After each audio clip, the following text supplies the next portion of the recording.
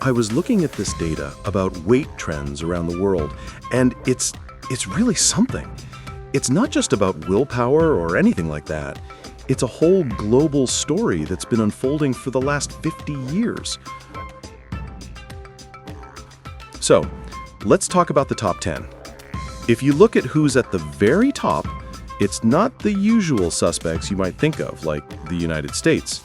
I mean, the US is on the list for sure, but it's not number one. The places that have seen the most dramatic changes are actually a bunch of island nations in the Pacific. Tonga, American Samoa, Nauru, Samoa, Kiribati. They consistently take the top spots.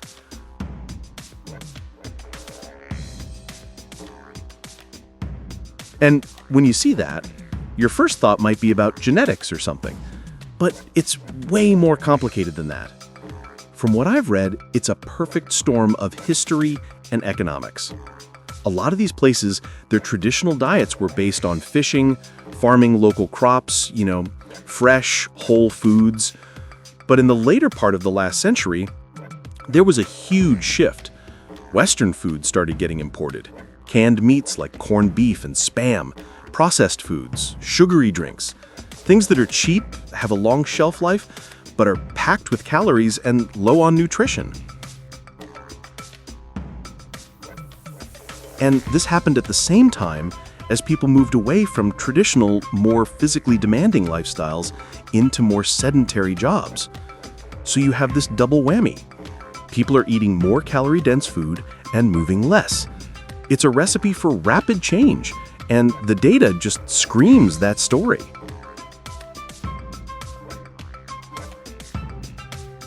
Then you've got the Middle Eastern countries on the list. Kuwait, Qatar, the UAE, Saudi Arabia, Bahrain. And their story is similar in a way, but on a different timeline. These nations saw incredible economic transformation from oil wealth, and with that came rapid urbanization.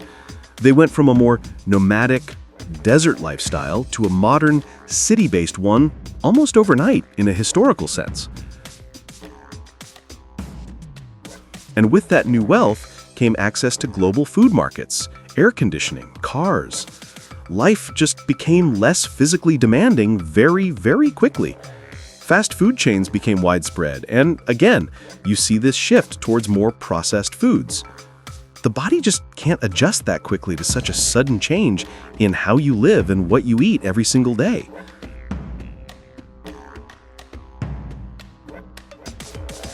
It's fascinating and honestly a little sad to see how these two very different parts of the world, the Pacific Islands and the Gulf states, ended up on the same trajectory for almost the same reasons, just starting from different points.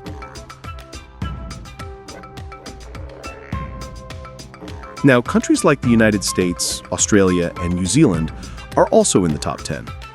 For them, the story is a bit different. They didn't have that super rapid, recent transformation.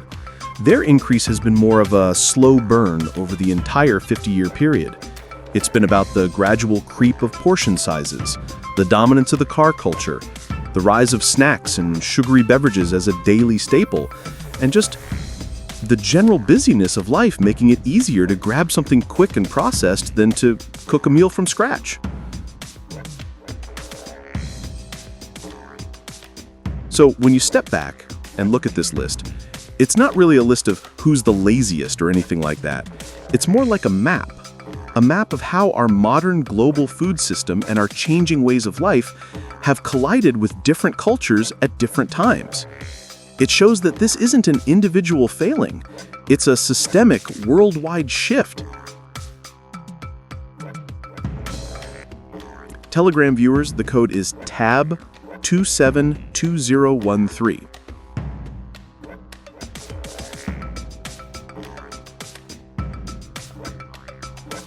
And the real takeaway for me, at least, is that reversing this trend isn't about telling people to eat less and move more. It's way bigger than that. It's about food policy. It's about economics. It's about protecting cultural food traditions. And it's about building environments where the healthy choice isn't the difficult, expensive one. It's a huge challenge, but seeing the problem this clearly is the first step to figuring out a solution.